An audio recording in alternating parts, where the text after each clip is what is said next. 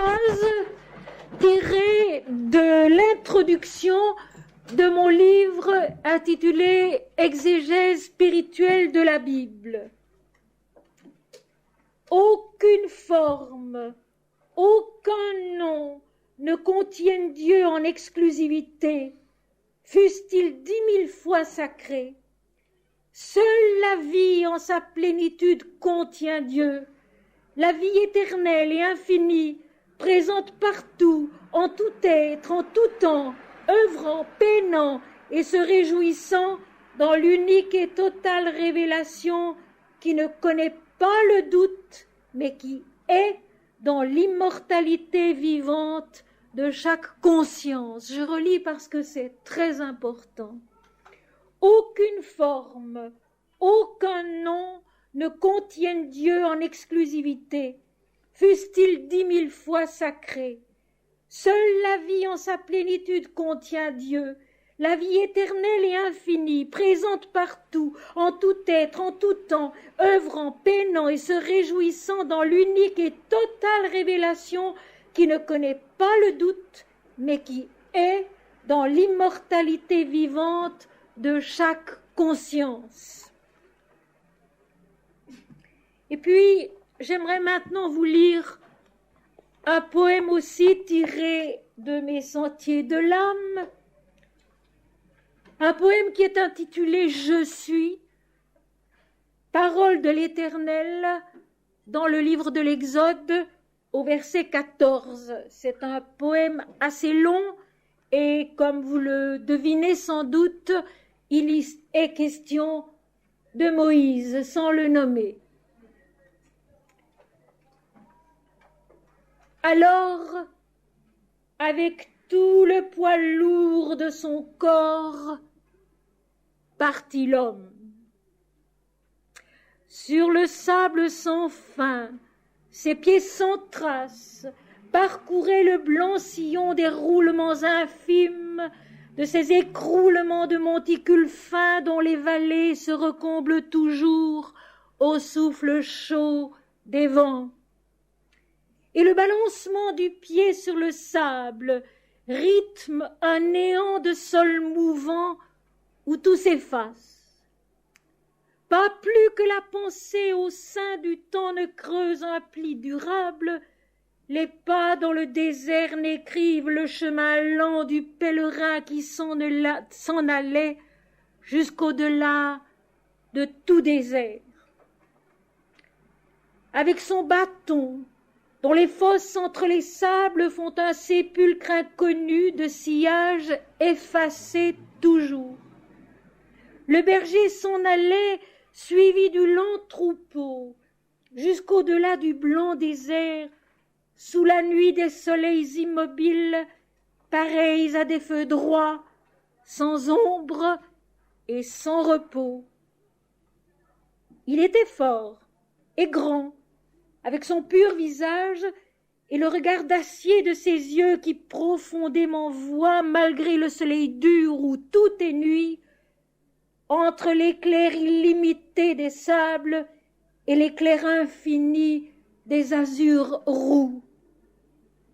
Il est le rythme, au cœur du troupeau qui s'épuise autour de lui, conscience unique à front de Dieu sous la chair lourde, le poids qui pèse aussi sur lui dans l'inexorable parcours attarde encore le but, au-delà du désert.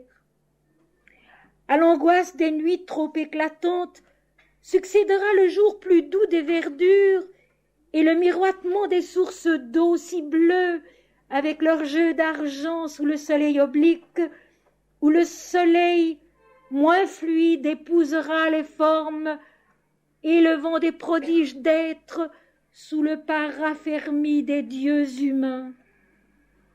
Des tours à gestes d'aigle affronteront les cieux, et des poèmes, ailes de pierre ou d'airain sombre au cœur sonore, doux comme des voix d'anges ou farouches, pareils au hurlement des nuits, étendront leurs essors vers les espaces. Au-delà du désert, paie le troupeau. au-delà des déserts. Ô solitude, définitif silence des dieux seuls. Alors, sachant la vie et le désert et l'étendue, et le miracle au cœur de l'homme avec ses élans fous, et la beauté paisible, et la clarté des ombres, et la clarté des nuits, et la farouche immobilité drue des jours figés, et les berceaux, et les sépulcres, et les crépuscules rêveurs sur les sommets, au bord des nappes d'eau d'où s'élève un essaim de parfums silencieux. Après avoir connu les aurores et les minuits, les soirs ensanglantés des jours d'espérance déçue, l'homme partit jusqu'au-delà de tous les déserts, jusqu'au-delà des qualités en multitude et des formes infiniment, et des obstacles entre les formes, et des chemins entre les formes qui les rejoignent, les fondent et les refondent encore, jusqu'à au-delà des croyances et des mystiques, des incrédulités ironiques, des blâmes orgueilleux et des humilités saintes, jusqu'au-delà des textes et des écrits en multitude, jusqu'au-delà des cultes purs et des impurs, des fugacités vives d'intelligence et des lenteurs lourdes des innocents, jusqu'au-delà des ailes d'or des hymnes et des rythmes en multitude, jusqu'à au-delà des peines et des joies en multitude. Et là, sur le confin des âges, l'homme a vu l'être, et l'être a dit « Je suis ». Enfin net de ce poids des qualités en multitude, l'homme a vu le brasier qui ne détruit plus rien, flamme, soleil en soi splendide, en soi pareil toujours qui dit « Je suis ». Le verbe unique en soi qui se reflète et se projette et se retrouve en soi toujours au sein des qualités en multitude et libre d'elles, brasier soleil en soi de conscience infinie, l'homme sur son trésor ultime et seul trébuche, enivré de lumière et d'abandon.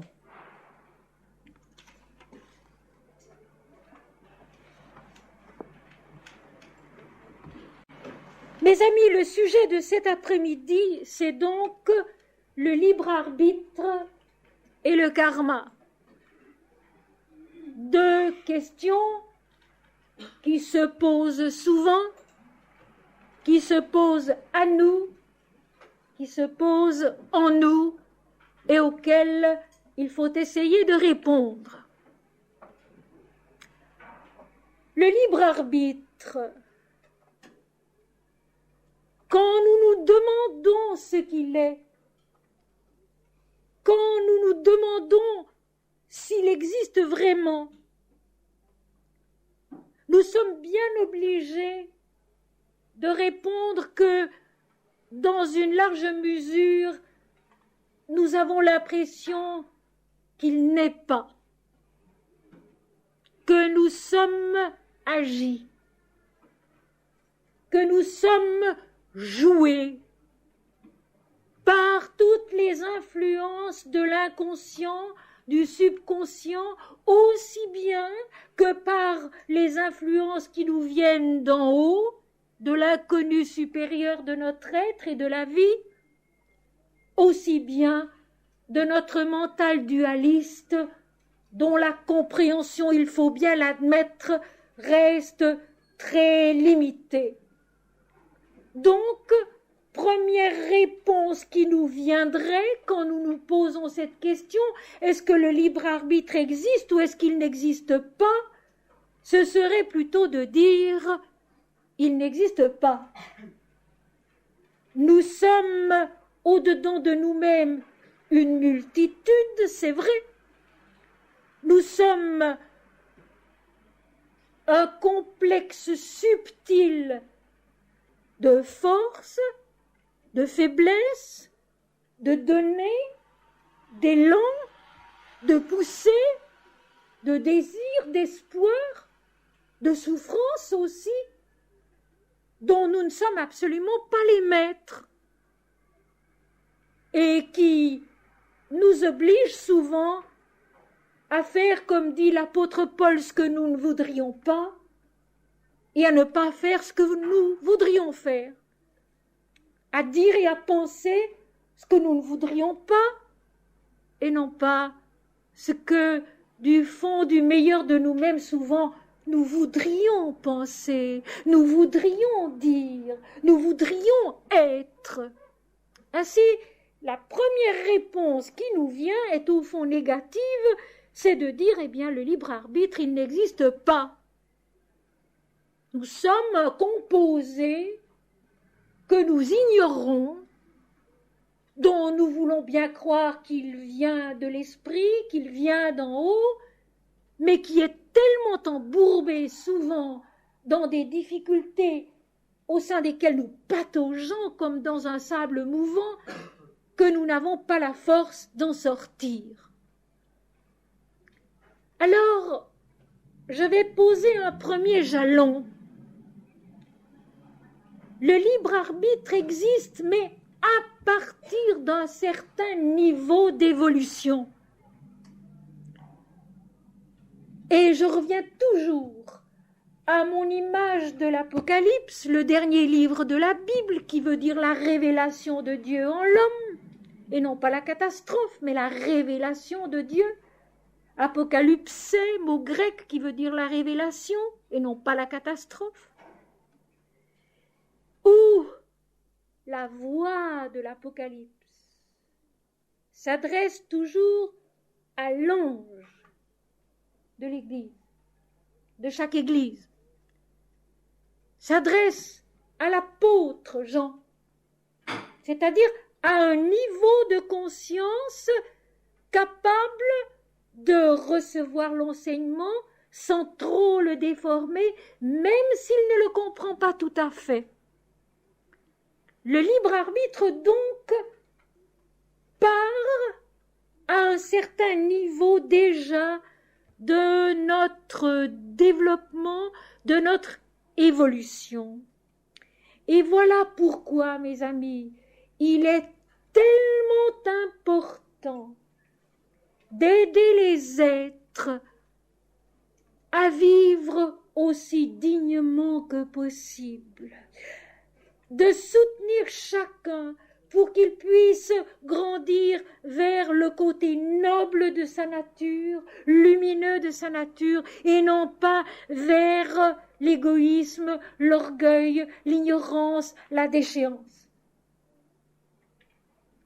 Et il est un fait que de nos jours, d'une certaine façon, on essaye de donner à chacun une vie décente. Mais voilà, le mais, c'est que on cherche surtout à donner une vie décente matériellement, alors que spirituellement, c'est plutôt une descente vers le désordre, vers la confusion, vers l'indécence, vers une ignorance encore plus grande, parce qu'on est obnubilé par le côté matériel.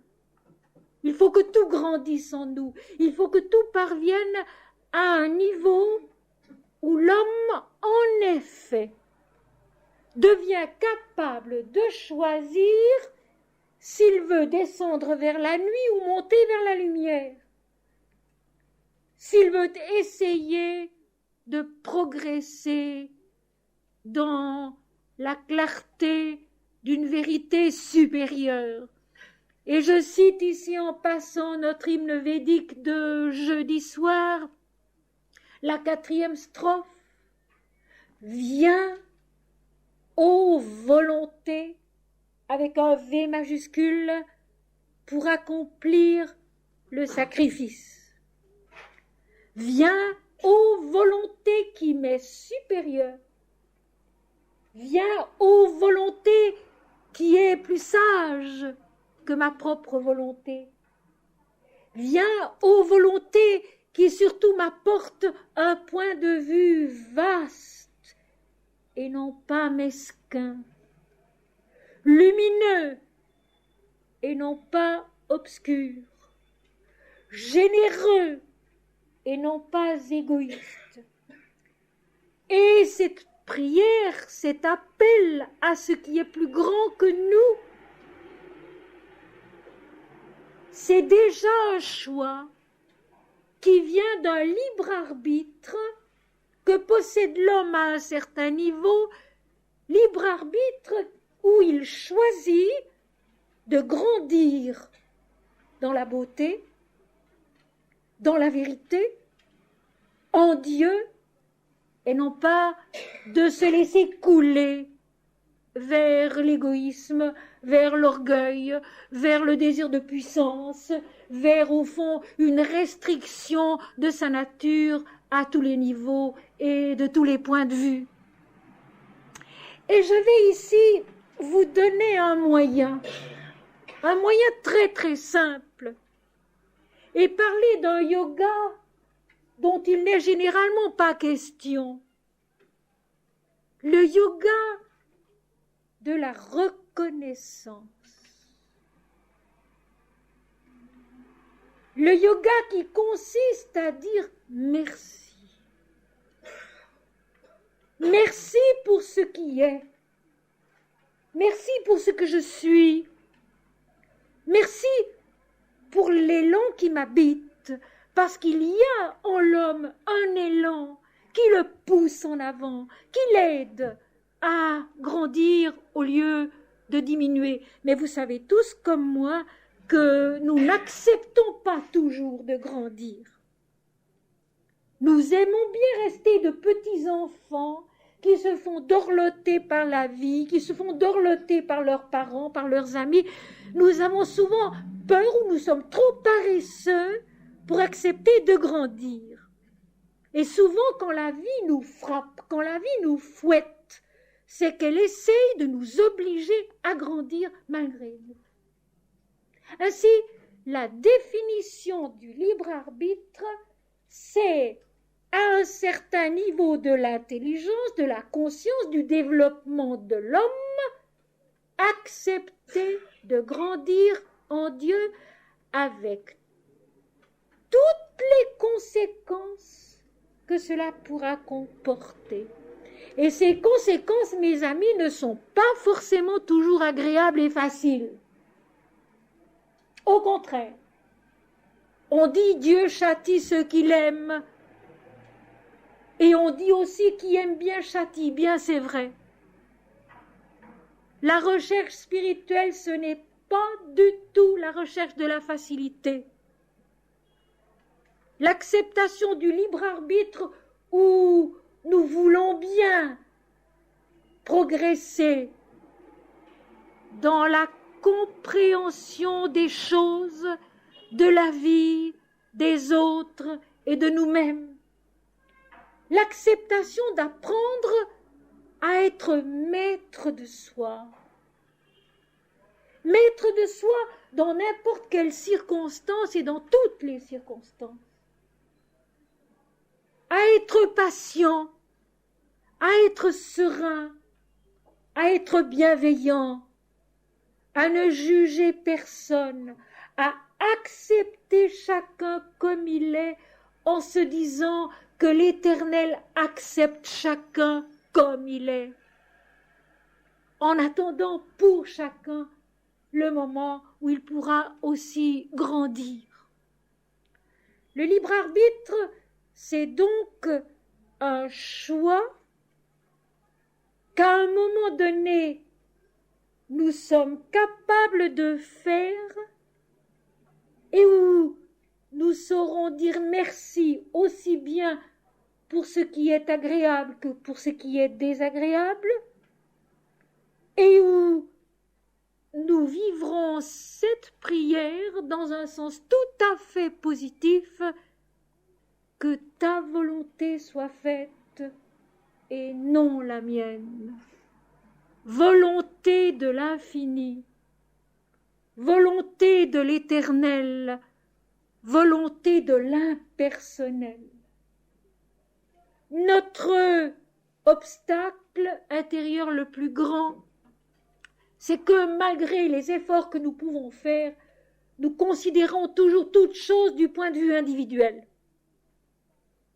Les choses nous plaisent ou ne nous plaisent pas. Nous les aimons ou nous ne les aimons pas.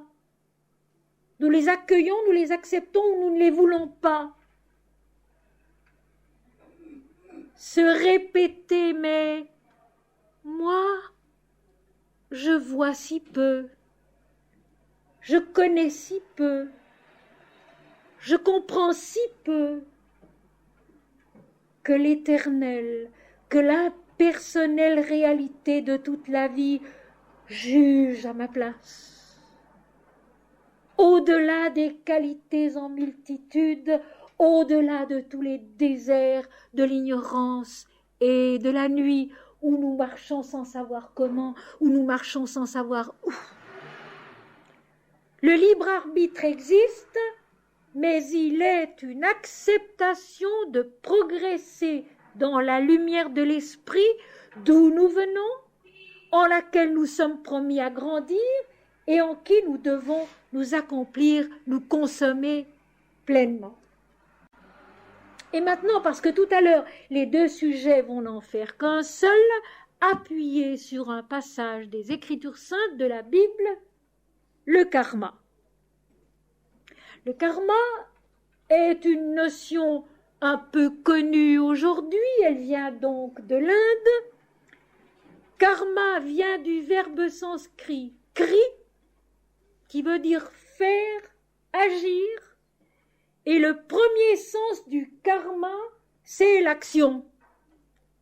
La vie sur la terre, la vie dans la manifestation universelle est avant tout karmique, c'est-à-dire qu'elle est l'œuvre de l'Éternel qui se révèle dans cette manifestation, dans cette action. Et ça, c'est le premier sens du karma, le sens le plus important auquel il faut toujours revenir et qu'il ne faut pas oublier.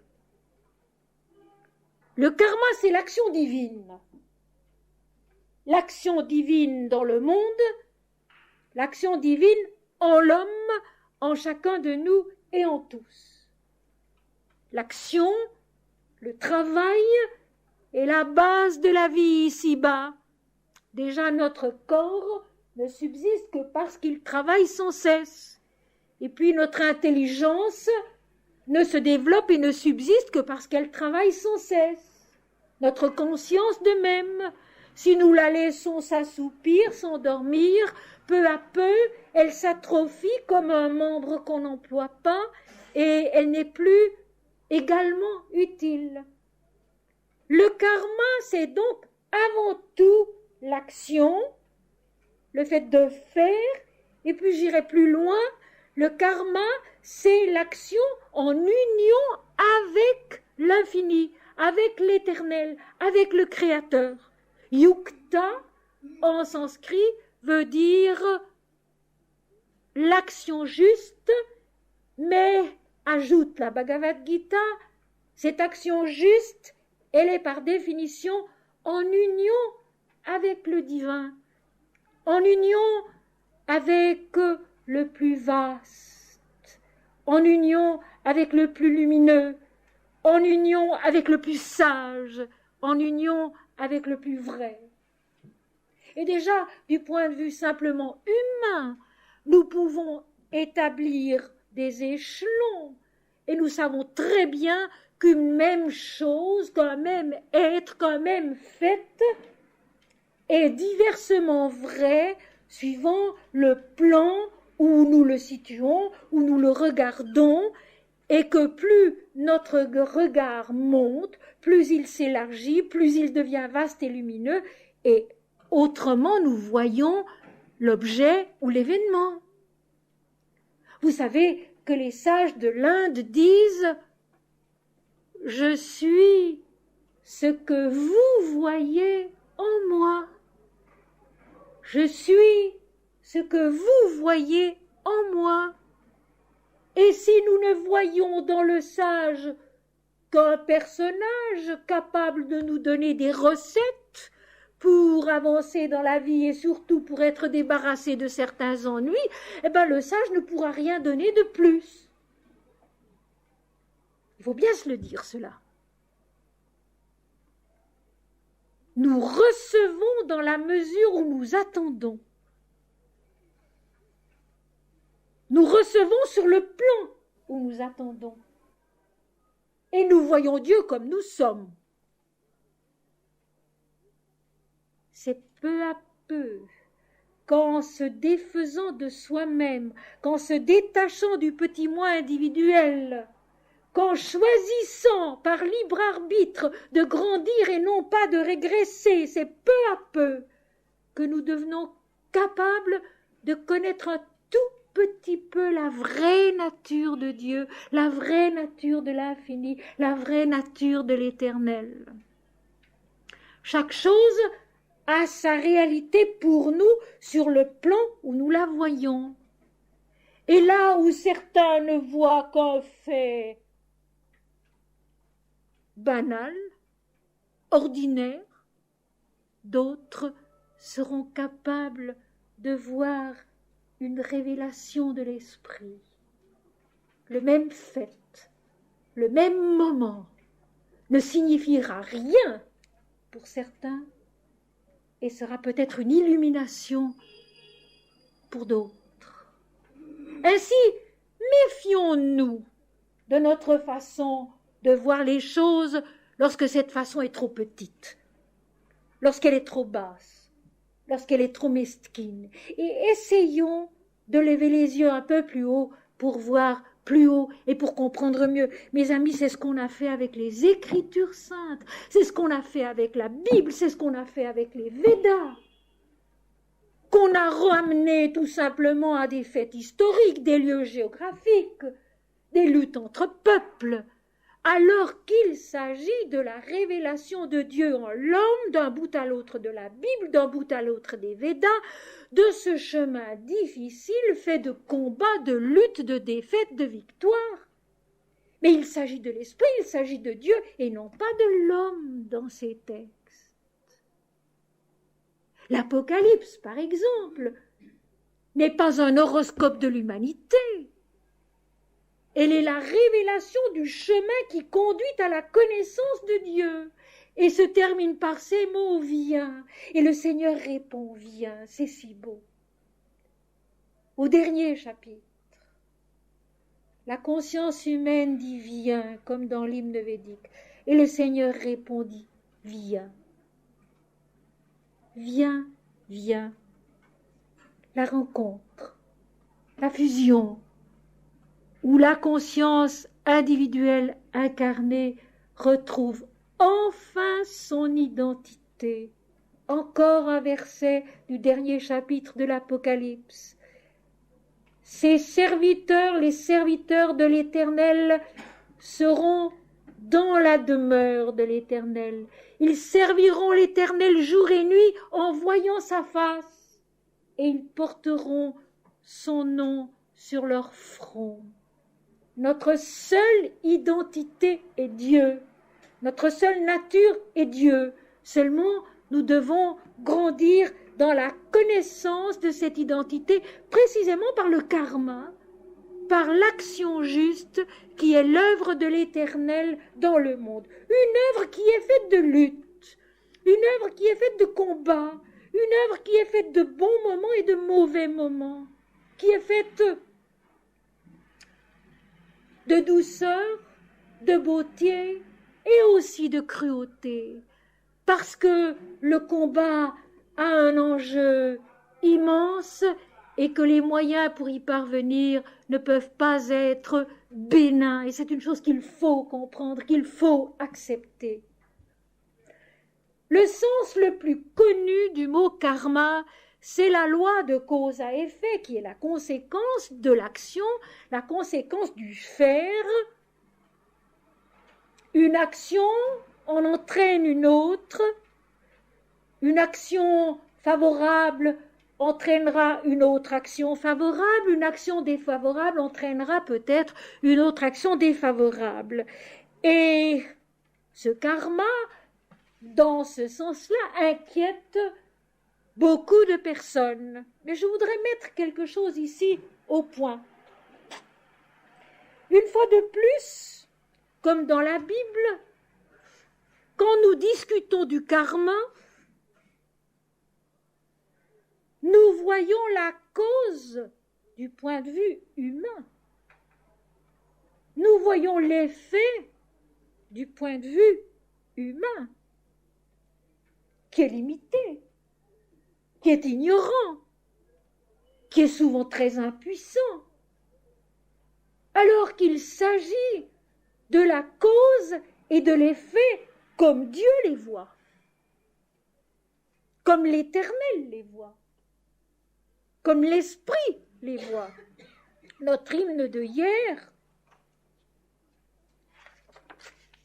aux flammes, tu brûles haut et tu augmentes les lois divines. Et j'avais posé la question, mais comment les lois divines peuvent-elles être augmentées? C'est notre intelligence des lois divines qui doit augmenter. À notre niveau, où tout est dualité, nous voyons les lois divines comme des obligations, des interdictions, des récompenses, des punitions, alors il ne s'agit pas du tout de cela. Nous avons besoin, nous aussi, de naître à la compréhension de la loi divine à son niveau supérieur et ne pas rester toujours accroché à notre petit point de vue humain, mental. Et puis, la strophe le dit bien, la flamme, c'est l'adoration divine en nous. Ô flamme, tu brûles. Oh! Ainsi, la loi de cause à effet, mes amis, c'est aussi tout en haut qu'il faut essayer de la voir, tout en haut qu'il faut essayer de la comprendre, tout en haut qu'il faut essayer de la recevoir. Et ne pas oublier ceci, c'est que le pardon annule la loi de cause à effet. Le pardon annule la loi de cause à effet. Et la notion du pardon n'est pas la propriété des seuls chrétiens, quoi qu'ils en pensent. Elle existe aussi dans la sagesse de l'Inde, où un Ramakrishna dira, par exemple, quelqu'un qui a commis beaucoup de mauvaises actions dans sa vie, s'il répète une fois de tout son cœur, de toute son âme, de toute sa pensée, le nom de Ram, le nom de Dieu, eh bien toutes ces mauvaises actions tombent et il devient un saint. Je crois qu'on peut difficilement aller plus loin dans la notion du pardon, sans être aussi excessif. Rappelons-nous que le pardon est un don de Dieu et que ce don de Dieu, il nous habite. Ce n'est pas quelque chose qui va nous tomber dessus par chance un jour. Le pardon de Dieu nous habite. Il attend au fond de nous. Et son vrai sens, c'est l'allègement. L'allègement de la conscience qui vient de Dieu en nous et qui nous permet merveilleusement d'oublier tout ce qui est derrière nous et de courir en avant vers le but, comme le dit l'apôtre Paul. Mes amis, le karma, c'est l'œuvre de l'Éternel en l'homme et dans le monde.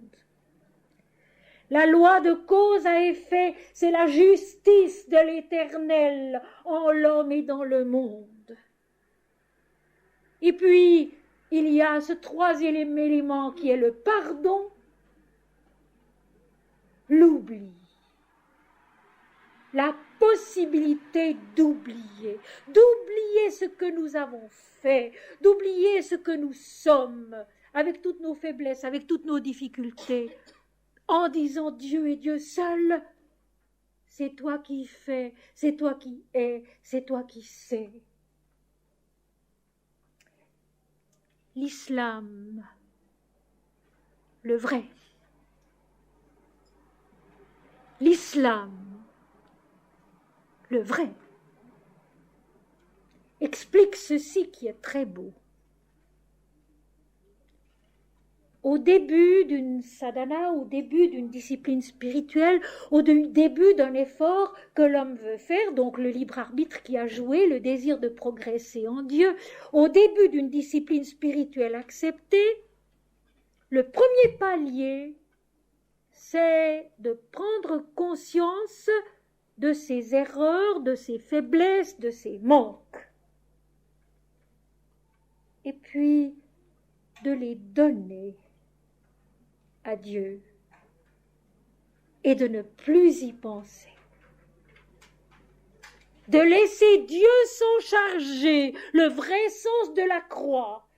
Laisser Dieu s'en charger pour que meure, disparaisse le mensonge, l'illusion de l'attachement au moi individuel et que soit le triomphe de l'esprit dans l'incarnation qui est le vrai sens de Golgotha. Golgotha, le lieu du crâne, le triomphe de l'esprit dans l'incarnation. Retenons bien cela. Ce premier palier, ce premier pas de l'effort spirituel pour l'islam.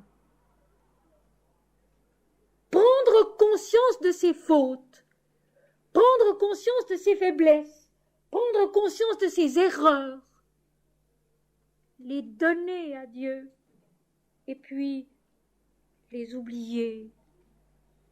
Je dis souvent, et demain avec Ramakrishna nous retrouverons cela, à force de penser péché, à force de parler péché, à force de commémorer les péchés, on les augmente.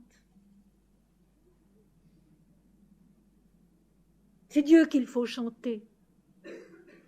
C'est l'esprit qu'il faut louer. C'est l'immensité qu'il faut chercher, espérer, aimer. L'homme devient ce qu'il pense, l'homme devient ce qu'il dit. Et s'il prend l'habitude de ne pouvoir dire que Dieu, eh bien c'est parfait. Et s'il prend l'habitude de ne pouvoir dire que Dieu, ne pouvoir penser que Dieu, eh bien c'est parfait. Le souvenir de Dieu, comme l'huile qui coule d'un vase dans un autre, sans discontinuité. Le souvenir de Dieu, comme l'huile qui coule d'un vase dans un autre, d'une manière ininterrompue et, je vais ajouter, inépuisable. Ainsi, le karma, c'est l'action juste accomplie avec Dieu, par Dieu, pour Dieu. Et à ce moment-là, la loi de cause à effet perd son caractère angoissant. La peur de faire mal, la peur de se tromper, la peur d'être puni, parce que nous marchons avec une sagesse plus haute et nous grandissons par cette sagesse, vers cette sagesse avec un S majuscule qui va nous accomplir sur l'échelon qui est le nôtre. Parce que chacun a son but particulier au-dedans de soi. Et vous savez, c'est cela qui est beau. Il n'y a aucune monotonie dans la vie divine, dans la vie spirituelle. Il n'y a aucune monotonie. Il y a toute la richesse et toute la variété de l'esprit et de ses manifestations. Et ce que l'un vit, l'autre le vivra d'une toute autre manière. Et ce que l'un comprend et connaît, l'autre le comprendra et le connaît d'une toute autre manière. Ainsi, pourquoi clamer une vérité qui exclurait les autres formes, les autres champs de la vérité? Dieu est un, l'esprit est un, la vie est une, la vérité est une, l'humanité est une, un seul corps, une seule vie, un seul destin où chacun est promis à la plénitude de la réalisation dans la vérité totale, la transfiguration dont je parlais ces derniers soirs. Le propos de l'Éternel, le but du Créateur, ce n'est pas du tout l'anéantissement du corps et du monde. C'est leur transfiguration. À la fin de l'Apocalypse, à la fin de la révélation de Dieu en l'homme, je vis la ville sainte descendre du ciel d'auprès de Dieu, ayant la gloire de Dieu, l'homme transfiguré, la nouvelle Jérusalem qui est l'homme transfiguré, comme la Jérusalem ancienne est l'homme ancien, qui doit être transfiguré et enfanté à sa vérité. Et maintenant, mes amis, je m'en vais passer à deux petits chapitres de l'Ancien Testament, qui nous donnent un exemple extraordinairement clair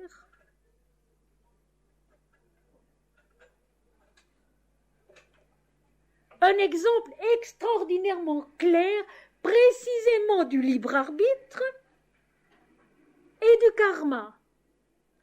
Du karma dans ses deux sens, positif, c'est-à-dire la croissance dans la connaissance, la croissance dans l'éternel, dans la lumière, dans la vérité, et d'autre part, le karma régressif, si je puis dire, le karma qui descend vers la nuit, vers l'ignorance, vers l'erreur, vers ce qu'on appelle le mal ou la méchanceté. Et j'aimerais dire ici que quand Jésus parle du mal, quand Jésus parle des méchants, quand Jésus parle de la méchanceté, il veut dire une seule chose, l'oubli de Dieu.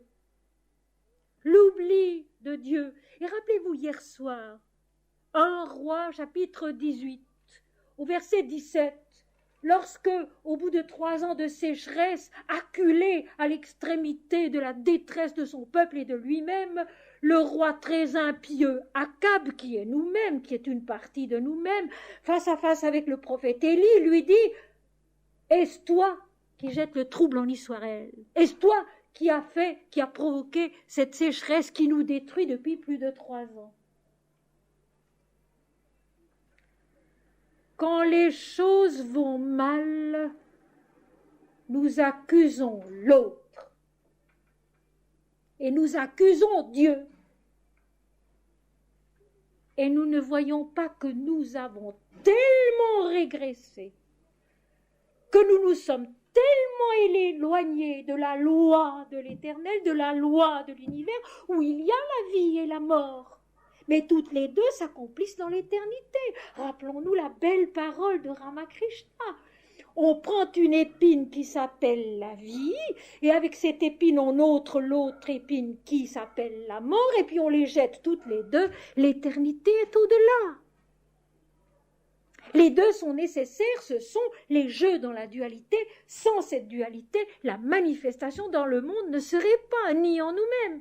C'est donc nécessaire. Mais, quand les choses vont mal, un saint l'a dit,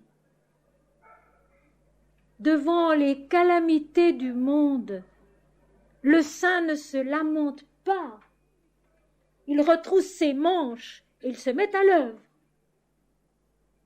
Devant les calamités du monde, le saint ne se lamente pas. Il retrousse ses manches et il se met à l'œuvre.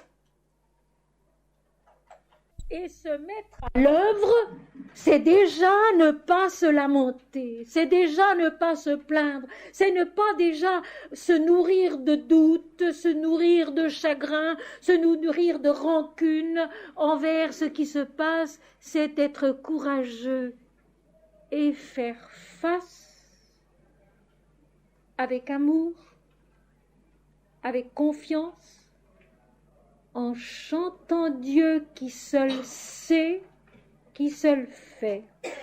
Et nous allons d'abord maintenant voir le karma de la loi de cause à effet qui est en même temps l'œuvre de l'Éternel, dans une progression de piété, dans une progression de vérité qui est spectaculaire dans le texte que nous allons lire maintenant.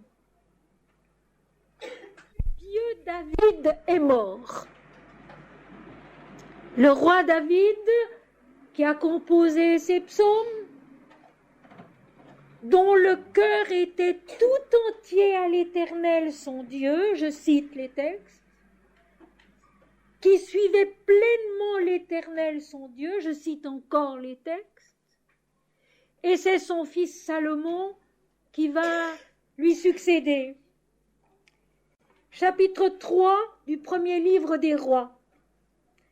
Le roi Salomon se rendit à Gabaon pour y sacrifier, car c'était le principal des hauts lieux. Salomon offrit 1000 holocaustes sur l'autel. Une action karmique, s'il en est. Une action du libre arbitre, s'il en est. Salomon, fils de David, hérite d'une piété. Eh bien, mes amis, nous aussi, nous pouvons dire qu'en naissant, pour la plupart d'entre nous, nous héritons d'une piété. D'une piété qui est à un certain niveau, qui certainement est tout à fait insuffisante, quelle qu'elle soit, qui doit donc être portée plus haut, grandie, qui doit progresser, le fameux thème des hymnes védiques, la progression dans la lumière, la progression dans la connaissance de la vérité. Nous aussi, en naissant, nous avons hérité d'une certaine piété. Mais une piété qu'il s'agira de faire grandir, de faire fructifier, de rendre plus vraie, plus pure, plus transparente de Dieu seul. Eh bien, c'est ce que fait ici, avec le choix du libre arbitre, dans l'optique du karma juste, de l'action accomplie avec l'Éternel. Vous voyez comme c'est concret, comme c'est palpable. Le jeune roi se va dans un lieu très haut, le principal des hauts lieux d'Israël, Gabaon, et il offre 1000 holocaustes à l'Éternel. Les 1000 pétales du Sahasrara, les 1000 pétales du dernier chakra qui s'ouvre sur la connaissance de l'Éternel. Et c'est à dessein que j'en parle ici. Parce que tout à l'heure, vous allez voir ce qui se passe. Et pourtant, à ce moment-là, Salomon était déjà monté très haut. Ces 1000 holocaustes est une sorte d'offrande totale de soi. Un peu comme hier soir au chapitre 18 du même livre des rois, au terme de toutes ces années de sécheresse, le prophète Élie rebâtit l'autel. Autour de l'autel, il fait creuser un fossé et il fait arroser cet autel alors qu'il n'y a plus d'eau. Et j'expliquais, c'est là un holocauste où l'homme renonce à soi. Il donne ce qui, à ce moment-là, lui est le plus indispensable, c'est l'eau, le peu d'eau qui reste. Donc il renonce à soi. Il renonce à ses prérogatives, il ne se soucie plus de soi. Il fait ce que le prophète lui dit pour que l'offrande soit juste et que ce soit le prophète, c'est-à-dire Dieu, qui accomplisse lui-même le sacrifice. Eh bien, ici, Salomon s'offre tout entier. Ces 1000 holocaustes, ce n'est pas une quantité, c'est une qualité, une plénitude. Et voici la suite. À Gabaon, l'Éternel apparut en songe à Salomon pendant la nuit, et Dieu lui dit, demande ce que tu veux que je te donne. L'Éternel apparaît en songe, c'est donc une sorte d'extase. Excusez-moi si je dis une sorte d'extase inférieure, parce que le songe est encore une extase inférieure. L'Éternel tout de même apparaît à Salomon. Il est dans un état de pureté suffisant, ayant offert ces 1000 holocaustes, s'étant offert tout entier à l'Éternel, et avec l'acquis du roi David en lui, il faut le dire, il faut s'en souvenir. C'est du libre arbitre, c'est du karma en même temps. L'Éternel lui apparaîtra 2 fois à Salomon. Et ces 2 fois sont un moment de grâce où Salomon est dans la loi juste de cause à effet, selon l'Éternel et non pas selon l'homme. Rappelons-nous de cela toujours. La loi karmique juste de cause à effet, selon l'Éternel et non pas selon l'homme. Rappelons-nous de cela toujours. Et Dieu dit à Salomon, demande ce que tu veux que je te donne. Il y a là contact, il y a là monologue intérieur. Salomon est dans un moment d'extase, un moment samadique, où il va pouvoir grandir d'une certaine façon très puissante au-dedans de lui-même. Car ce don que l'Éternel lui propose, c'est une croissance intérieure. Il va pouvoir grandir. C'est un moment où Salomon va être fécondé par l'Esprit. Inspiré par l'Esprit, fécondé par l'Esprit, et où son libre arbitre va jouer dans le bon sens. Et voici ce que répond Salomon, et je vais vous lire le passage sans l'expliquer mot à mot, parce que ce n'est pas nécessaire, et puis que ce serait trop long, mais je vous signale qu'il y a là une activité mentale juste en union avec Dieu. Et c'est important cela, parce qu'on accuse tellement le mental, on l'accable tellement. Et tout de même, le moi individuel, c'est l'image de Dieu en l'homme, le mental est aussi un élément divin en l'homme, il est donc capable d'agir juste et de travailler à notre salut, comme dit Mahananda Mahi. Elle répond quelque part à quelqu'un, mais enfin, vous accablez l'ego de tous les péchés, mais l'ego est aussi capable de bonnes actions, de bon travail, de bonnes pensées, et de travailler à votre salut. Eh bien voilà un exemple où le mental a une activité juste en union avec Dieu.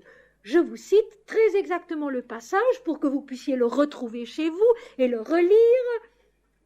1 Roi, chapitre 3,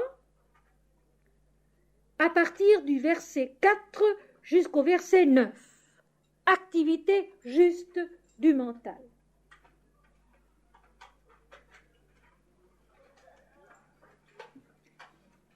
Salomon répondit, « Tu as traité avec une grande bienveillance ton serviteur David, mon père. » Vous voyez, il s'en réfère d'une façon juste, avec une intelligence spirituelle, à ce père, auquel il doit d'être le roi, mais auquel il doit surtout d'être dans cet état de piété où il est à Gabaon, où il a offert ses 1000 holocaustes et où en songe l'Éternel lui apparaît.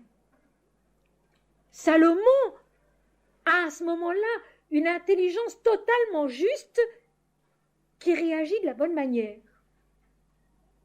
Il s'en réfère à son père, à celui qui lui a donné la vie ici-bas, mais à celui surtout qui lui a transmis l'amour de l'Éternel, le désir de le servir et de le suivre. Tu as traité avec une grande bienveillance ton serviteur David, mon père. La reconnaissance, ce que je vous disais tout à l'heure. Parce qu'il marchait en ta présence dans la fidélité, dans la justice et dans la droiture de cœur envers toi. Je relis parce que c'est tellement beau, c'est tellement juste et il n'y a pas un mot de trop. Tu as traité avec une grande bienveillance ton serviteur David, mon père, parce qu'il marchait en ta présence dans la fidélité, dans la justice et dans la droiture de cœur envers toi. Toi d'abord, tu aimeras le Seigneur ton Dieu de tout ton cœur, de toute ton âme et de toute ta pensée, et tu le serviras lui seul, et tu aimeras ton prochain comme toi-même. Les 2 premiers commandements. Tu lui as conservé cette grande bienveillance et tu lui as donné un fils qui est assis sur ce trône comme on le voit aujourd'hui. Le mental de Salomon fonctionne admirablement. La reconnaissance, Dieu qui a béni son père, Dieu qui a maintenu sa bienveillance envers son père et qui finalement lui a donné un fils pour lui succéder.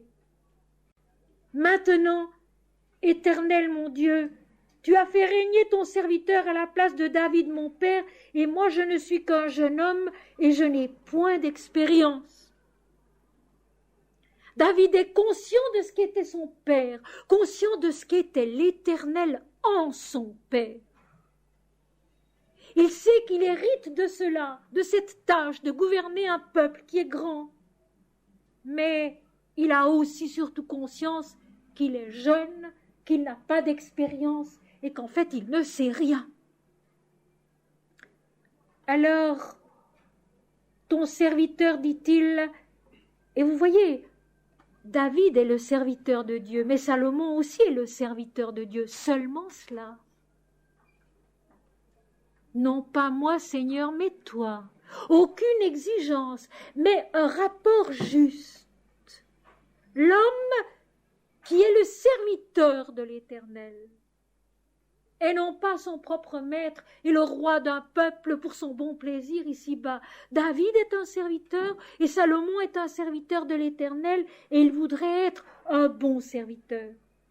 Ton serviteur est au milieu du peuple que tu as choisi, peuple immense qui ne peut être ni compté ni nombré à cause de sa multitude. Accorde donc à ton serviteur un cœur intelligent pour juger ton peuple, pour discerner le bien du mal, car qui pourrait juger ton peuple, ce peuple si nombreux? Au lieu de dire « Je suis le roi », j'ai reçu de mon Père la protection de l'Éternel, la certitude d'être dans la vérité, le droit d'être le roi, son successeur sur Israël. Salomon se sent petit, sans expérience, impersonnel, un serviteur, le serviteur de l'Éternel et rien de plus.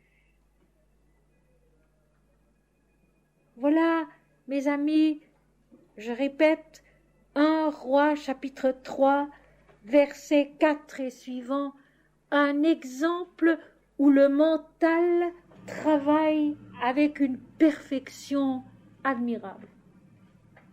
Il travaille comme Dieu l'a créé, et non pas faussé par ce mensonge où il ramène tout à soi, et vous allez voir comment de ce karma si positif, si divin, par la suite, ce même karma va descendre jusqu'à l'idolâtrie, et à partir de Salomon déjà. C'est si facile de redescendre. C'est si difficile de se maintenir un peu haut, de brûler haut et de monter vers ces lois de l'Éternel qui grandissent dont l'intelligence en nous augmente.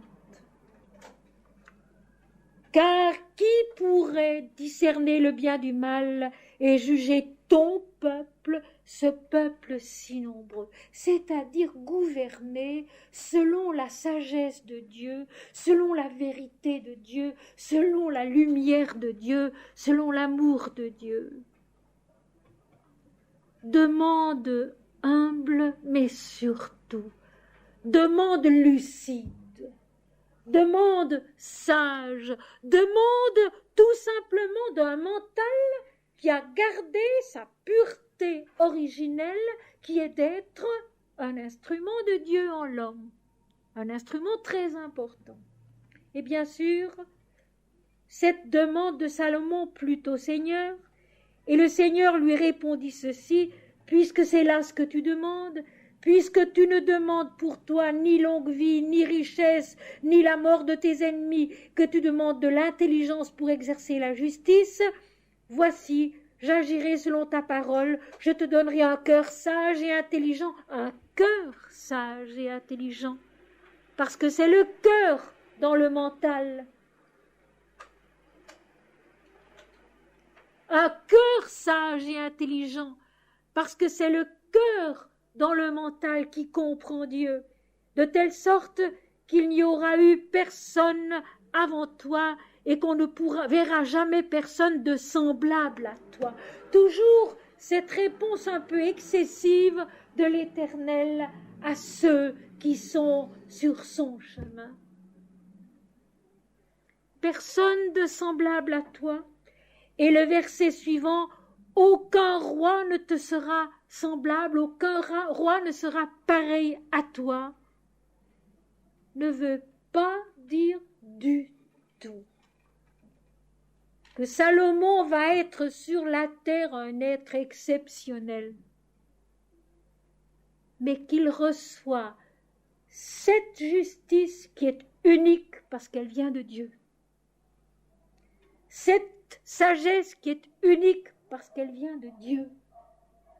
Ce n'est pas la petite personne de Salomon, oh non, qui sera tellement exceptionnelle qu'il n'y aura aucun roi semblable à lui, personne de pareil à lui, mais parce qu'il aura en lui, agissant en lui, cette sagesse unique qui vient de l'Éternel, cet amour unique qui vient de l'Éternel, cette connaissance de la vérité unique qui vient de l'Éternel. Et après cela, au chapitre 11 de ce même premier livre des rois, l'Éternel apparut à Salomon une seconde fois, comme il lui était apparu à Gabaon, parce que Salomon retournait à Jérusalem, commençant son règne, a agrandi la ville de Jérusalem. Il en a fait la cité sainte, cité splendide, et il a bâti le temple de l'Éternel. Il a accompli, faire l'œuvre de l'Éternel, le karma, en bâtissant la ville sainte, en l'honneur de l'Éternel, sur les ordres de l'Éternel, et en bâtissant le temple sur les ordres et avec les directives que l'Éternel avait données à Moïse. Donc, nous avons là à la fois le choix du libre arbitre qui cherche à grandir en Dieu, à agir à sa louange, en son honneur, et puis le karma, l'œuvre juste en union avec l'Éternel, avec sa succession de cause à effet qui fait que l'œuvre sera bénie par l'Éternel. Et ce passage est très beau, je vais vous le lire aussi. L'Éternel apparut donc une deuxième fois à Salomon, comme il lui était apparu à Gabaon. Et l'Éternel lui dit: j'exauce ta prière et ta supplication que tu m'as adressée, je sanctifie cette maison que tu as bâtie pour y mettre à jamais mon nom, et j'aurai toujours là mes yeux et mon cœur. Parole d'une extrême beauté. dans la maladresse même certainement de la traduction, d'une autre traduction, d'une tradition, d'une autre tradition, avec toutes les déformations possibles, phrase extrêmement belle. Je sanctifie cette maison que tu as bâtie pour y mettre à jamais mon nom, et j'aurai toujours là mes yeux et mon cœur. Eh bien, mes amis, ceci peut se passer en nous, doit se passer en nous. Si avec nos prières et notre amour et notre esprit de service, nous bâtissons un temple à l'Éternel pour que son nom soit sanctifié en nous, la prière du Christ, notre Père qui es aux cieux, que ton nom soit sanctifié, sanctifié en nous, par notre façon d'être, par notre façon de penser, par notre façon de prier, par notre façon d'agir. Je sanctifierai cette maison où tu as mis pour toujours mon nom, et j'aurai toujours là mes yeux et mon cœur. Mes amis, écoutons bien. Le regard de Dieu en nous. Le regard de Dieu en nous. Le cœur de Dieu, de l'Éternel, en nous. Et ce ne sont pas des mots, ce sont des fêtes vécues par Salomon, des fêtes vécues par Moïse, des fêtes vécues par Élie, des fêtes vécues par Jean-Baptiste, des fêtes vécues par la Vierge Marie, des fêtes vécues par les sages de l'Inde et les saints d'autres religions aussi. Le nom de Dieu nous habite et il est notre vérité, notre identité, notre seule identité. Notre seul nom est Dieu. Et la seule gloire de l'homme, c'est l'anonymat de l'éternité. Un temple de Dieu bâti à sa louange au-dedans de nous. Nous retrouverons cela demain avec Ramakrishna. Pour que mon nom y demeure toujours. Et j'aurai toujours là mes yeux, mon regard et mon cœur. Le nom de Dieu en nous. Le regard de Dieu en nous. Le cœur de Dieu en nous. Il y a tout de même une condition, et c'est là que nous retrouvons notre libre arbitre et notre karma dans les deux sens. Et toi, si tu marches en ma présence comme a marché David ton père, avec sincérité de cœur et avec droiture, faisant tout ce que j'ai commandé, si tu observes mes lois et mes ordonnances, ces lois donc qui ne sont pas des traditions d'hommes, mais les lois de l'équilibre, de l'harmonie, de la création, de l'univers et de l'homme. J'établirai pour toujours le trône de ton royaume en Israël, comme je l'ai déclaré à David ton père, en disant « Tu ne manqueras jamais d'un successeur sur le trône d'Israël », le karma. La loi de cause à effet émet du plan de Dieu. Il y aura progression, il y aura croissance, comme le disent les Védas, dans la connaissance du nom de l'Éternel, ce qu'il est, ce qu'il veut dire, puisqu'à la fin de l'Apocalypse, il est encore question du nom nouveau que nul ne connaît. Cette recherche, cette croissance en Dieu, cette progression dans la droiture, dans la vérité, dans le respect des lois de l'Éternel, de son point de vue à lui et non pas d'une autre. Par conséquent, de la prospérité, de la fécondité, qui ne tariront jamais.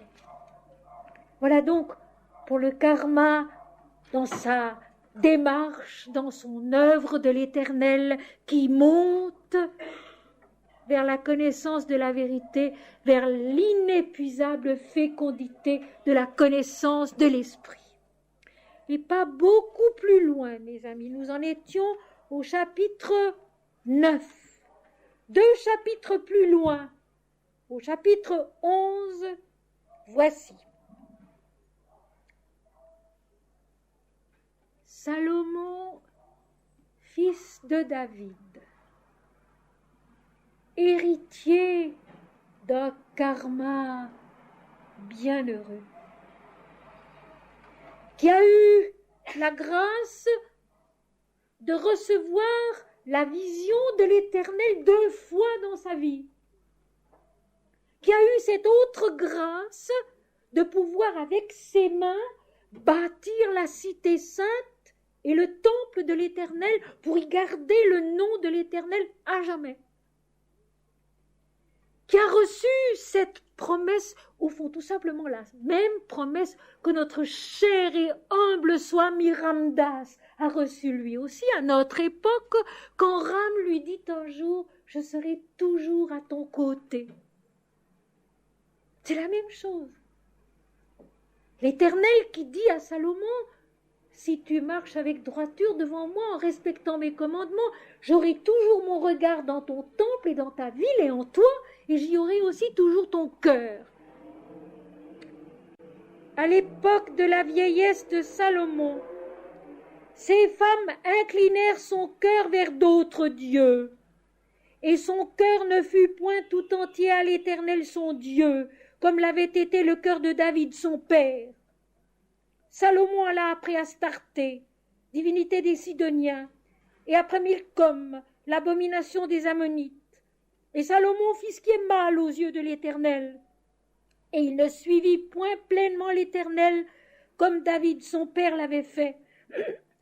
Alors Salomon bâtit sur la montagne qui est en face de Jérusalem un haut lieu pour Kémosh, l'abomination de Moab, et pour Moloch, l'abomination des fils d'Ammon.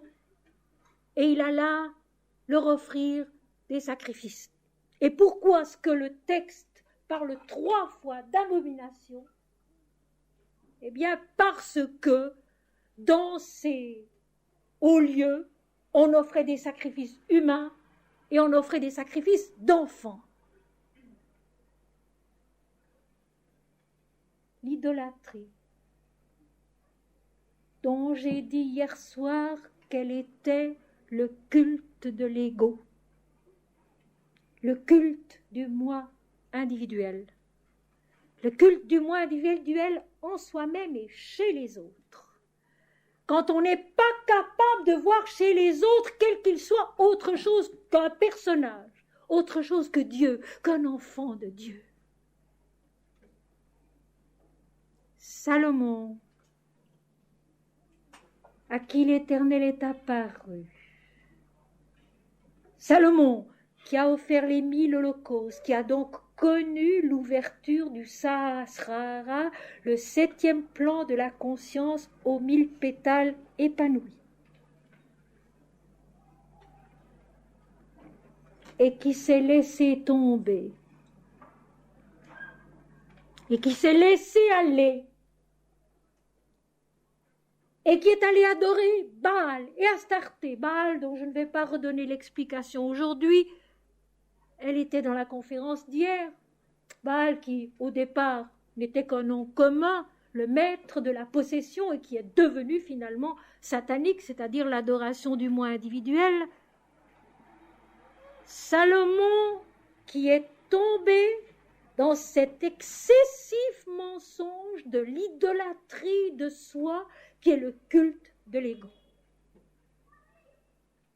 Et pourtant, l'Éternel était là, avec son regard et son cœur dans le temple bâti par Salomon, quand je dis qu'il est facile de descendre et difficile de monter.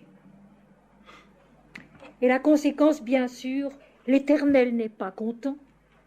L'Éternel fut irrité contre Salomon parce qu'il avait détourné son cœur de l'Éternel, le Dieu d'Israël, qui lui était apparu 2 fois. Je trouve important ce rappel, cette répétition, ce rappel. L'Éternel lui était apparu 2 fois, et pourtant Salomon s'était laissé aller à s'adorer lui-même finalement. Et l'Éternel dit à Salomon, « Puisque tu as agi de la sorte, et que tu n'as point observé mon alliance et mes lois, et que je t'avais prescrites, je déchirerai le royaume de dessus toi, et je le donnerai à d'autres. » Le règne de la dualité, de la séparation, du déchirement. Et nous avons vu hier jusqu'où cela conduit. De Salomon à Jéroboam, de Jéroboam à d'autres, et finalement à ce roi Akab qui fit plus que tous ses prédécesseurs, ce qui est mal aux yeux de l'Éternel, si bien que l'Éternel, pour finir, envoie sa miséricorde sur la terre avec la sécheresse qui va acculer Akab, acculer le peuple d'Israël à l'Éternel pour que le pardon joue et que tout puisse repartir. J'ai pensé, mes amis, que mieux que des digressions sur le libre arbitre et le karma, ces textes splendides, ces exemples si parlants et qui sont en nous, qui sont nous-mêmes, expliqueraient ce qu'est le libre arbitre et sa responsabilité en l'homme, ce qu'est le karma dans ses 2 significations d'œuvre de l'Éternel dans le monde et en l'homme, de loi de cause à effet, mais du point de vue de Dieu et non pas du point de vue des hommes. Dieu est Dieu seul, et j'ai cessé d'être.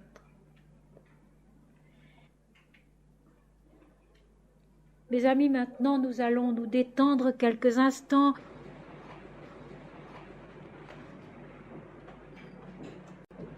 Tiré de mon journal spirituel, Dieu est en nous, le ciel et la terre sont en nous, Christ est en nous, la mort et la résurrection sont en nous.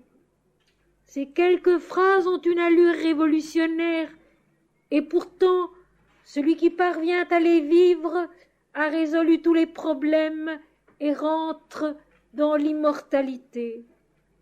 Tant qu'il recherche le salut et l'éternité à l'extérieur de lui-même, l'homme s'égare dans les difficultés sans nombre. Mais quand il se recueille et contemple au fond de soi l'amour et la perfection du divin qui l'habite, il trouve l'infini et la sérénité. L'unité est une nécessité organique de l'être, sa loi spirituelle et matérielle. Ce n'est pas par piété que l'adepte des religions évoluées adore un seul Dieu.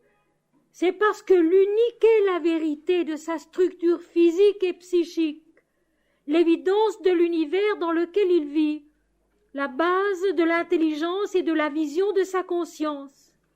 En concevant l'unité, il reçoit la certitude et la paix, la fin des combats, la joie stable et indivisée. La félicité est actuelle et éternelle, au-delà de toutes les vies et de toutes les morts. La liberté parfaite dans la vision intérieure de la conscience radieuse, telle est la perfection de l'existence. En silence, vis. En silence, aime. En silence, parle et agis, comme si jamais ce n'était toi-même, comme si toujours c'était le Seigneur bien-aimé, immuable, immortel, infaillible, dans la joie vivante, créatrice, sereine, qui est lui.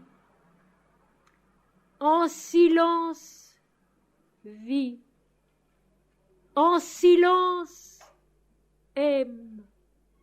En silence, parle et agis, comme si jamais ce n'était toi-même, comme si toujours c'était le Seigneur bien-aimé, immuable, immortel, infaillible, dans la joie vivante, créatrice, sereine, qui est lui.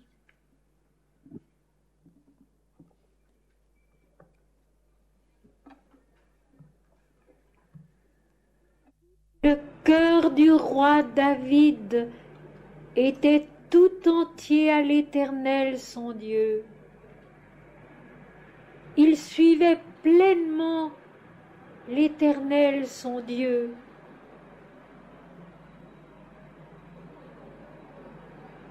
Salomon bâtit Jérusalem, la ville sainte, et son temple sur l'ordre de l'Éternel, pour y garder toujours son nom.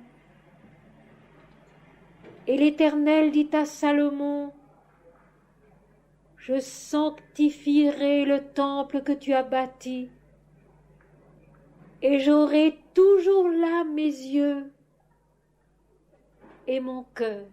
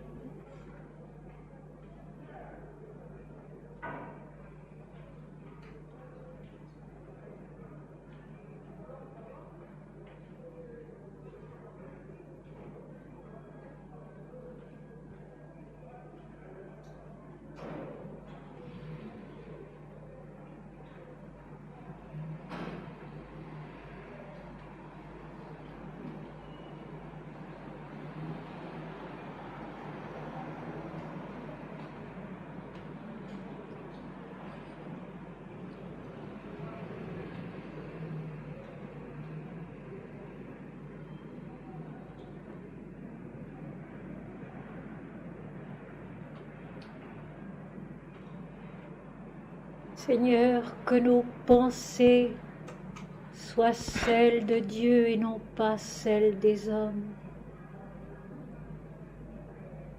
Seigneur, que nos pensées soient celles de Dieu et non pas celles des hommes.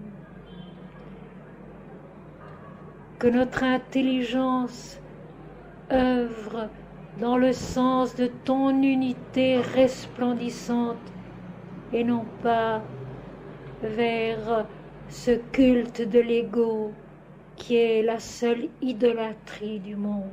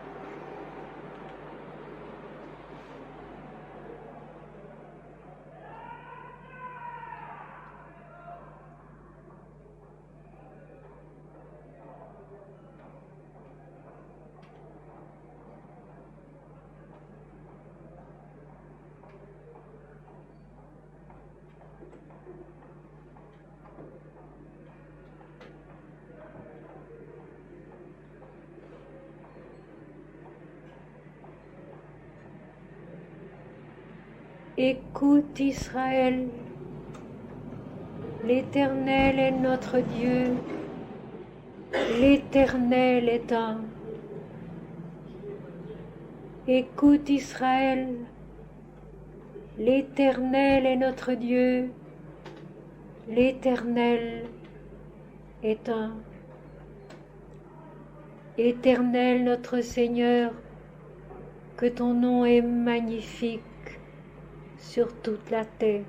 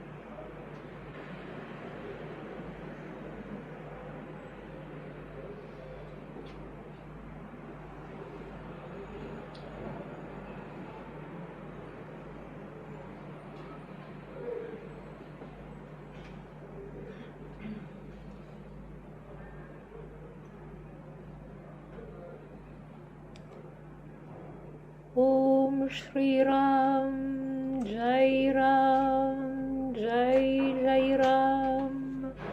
Om Shri Ram, Jai Ram, Jai Jai Ram. Om Shri Ram, Jai Ram, Jai Jai Ram. Om Shri Ram, Jai Ram, Jai Jai Ram. Om Shri Ram, Jai Ram, Jai Jai Ram.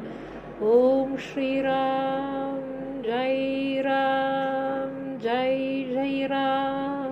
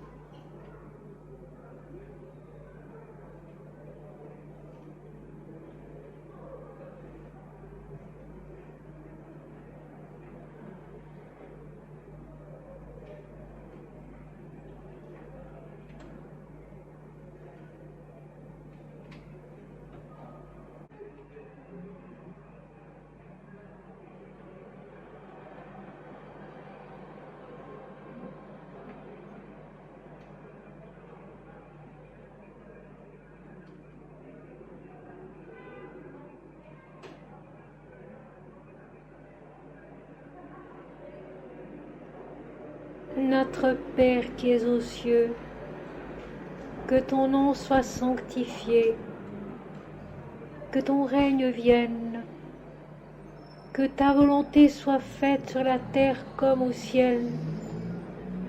Donne-nous aujourd'hui notre pain quotidien. Pardonne-nous nos fautes comme nous les pardonnons à ceux qui nous ont offensés. Ne nous laisse pas tomber dans la tentation, mais délivre-nous du mal, car c'est à toi qu'appartiennent le règne, la puissance et la gloire au siècle des siècles. Plus haut, toujours plus haut,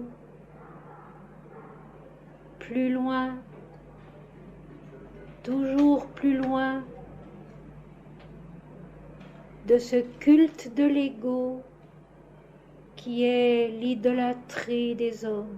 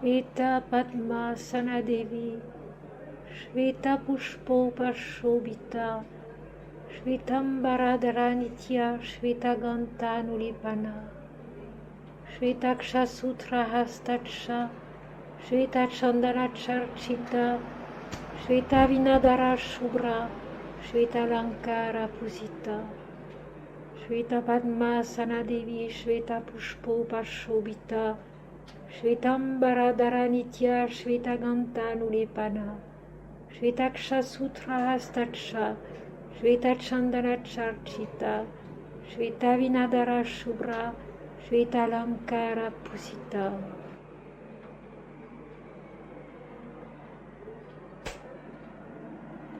Laissez grandir en nous le verbe de vérité qui vient de Dieu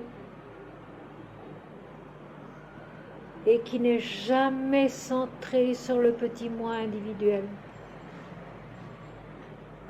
Laissez grandir en nous le verbe de vérité qui vient de Dieu et qui n'est jamais centré sur le petit moi individuel.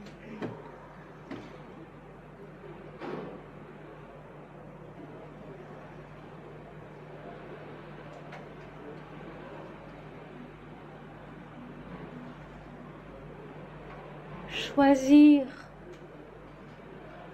de progresser dans l'esprit de vérité. Choisir de progresser dans l'esprit de vérité.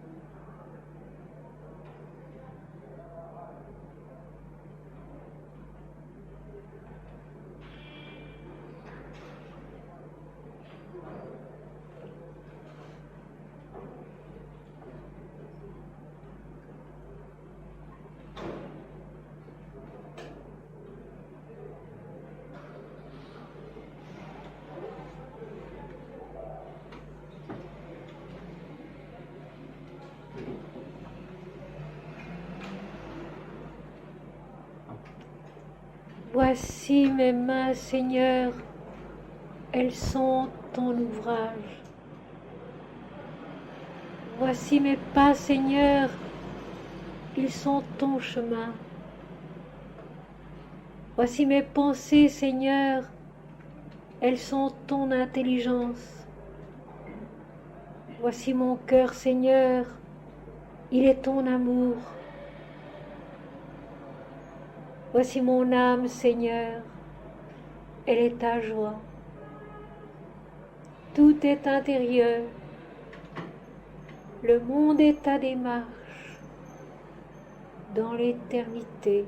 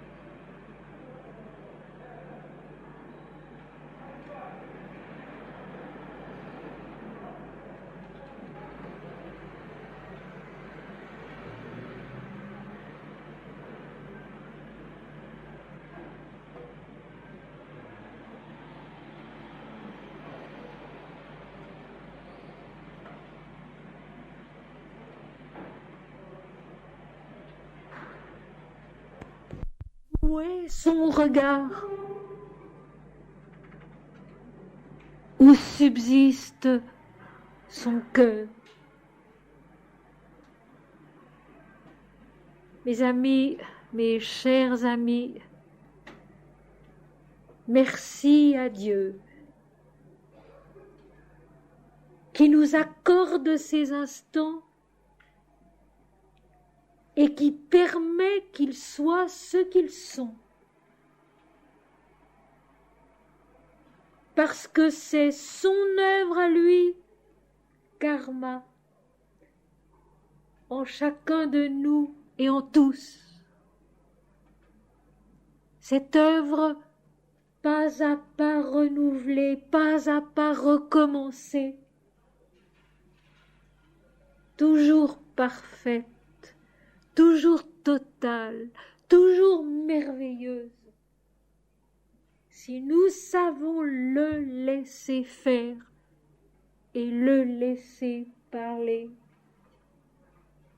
Bien sûr, demain il y a encore 2 réunions où certains d'entre vous pourront venir, peut-être à l'une d'entre elles, sinon aux 2. Mais pour ce qui est de l'homme et la connaissance, c'est notre dernière rencontre. Alors je voudrais dire ceci. Ce n'est ni la première ni la dernière. C'est une rencontre avec tant d'autres et par tant d'autres. Nous nous retrouverons matériellement en novembre prochain, à partir du 13 novembre, pour une série exactement semblable. Vivons ensemble un printemps qui soit une croissance de Dieu en nous. Vivons ensemble un été qui soit une floraison de l'Éternel en nous. Vivons ensemble un automne qui soit un recueillement de l'Éternel en nous.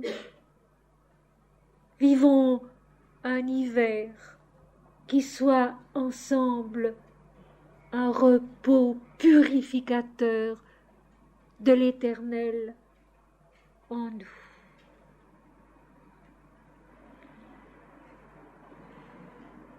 Que la bénédiction de l'Éternel demeure en nous, avec nous, en tous et avec tous. Amen.